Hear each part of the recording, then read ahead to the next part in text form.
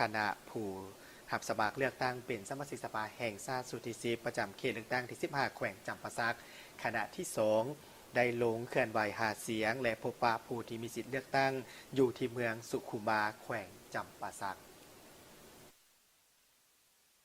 การพบปะผู้มีสิทธิ์เลือกตั้งครั้งนี้ผู้สมัครรับเลือกตั้งได้นำเสนอตัวและผ่านประวัติย่อของผู้สมัครแต่ละทานพร้อมทั้งแสดงวิสัยทัศน์ของตนในการรับใช้ประชาชน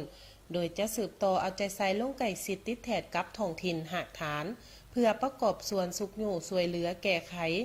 ชีวิตการเป็นอยู่ของพ่อแม่ประชาชนให้มีอยู่มีกินเอาใจใส่แก้ไขปัญหาพื้นฐานโครงหลังปัญหาการศึกษาสาธารณสุขและการสร้างเวียกเหตุงานทำเพื่อให้ประชาชนมีอาชีพที่มั่นคงและมีรายรับที่แน่นอน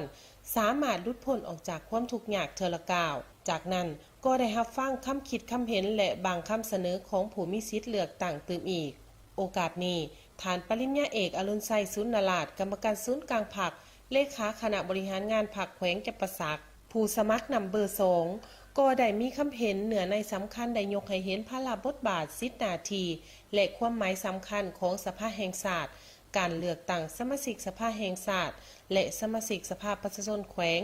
ก็เพื่อปรับปรุงกลไกการบริหารรัฐให้กลายเป็นอำนาจของประชาชนโดยประชาชนและเพื่อผลประโยชน์สูงสุดของประชาชนอย่างแท้จริงทั้งนี้ก็เพื่อให้คณะภาคองค์การปกครองและพ่อแม่ประชาชนรับรู้เข้าใจและกำแหน่งอย่างลึกซึ้ง1เสียงของทานมีความหมายสำคัญ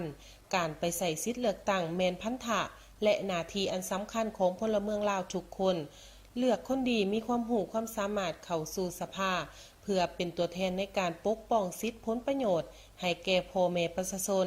และประกอบส่วนพัฒนาท้องถิ่นให้นับมือเติบใหญ่ขยายตัวจงพร้อมกันปฏิบัติสิทธิพันธะของตน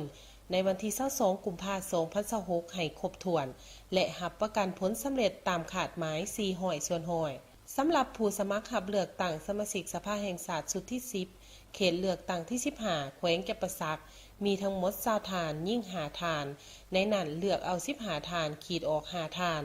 และผู้สมัครรับเลือกตั้งสมาชิกสภาประชาชนแขวงสุดที่5มี7ฐานเลือกเอา5ฐานขีดออก2ฐาน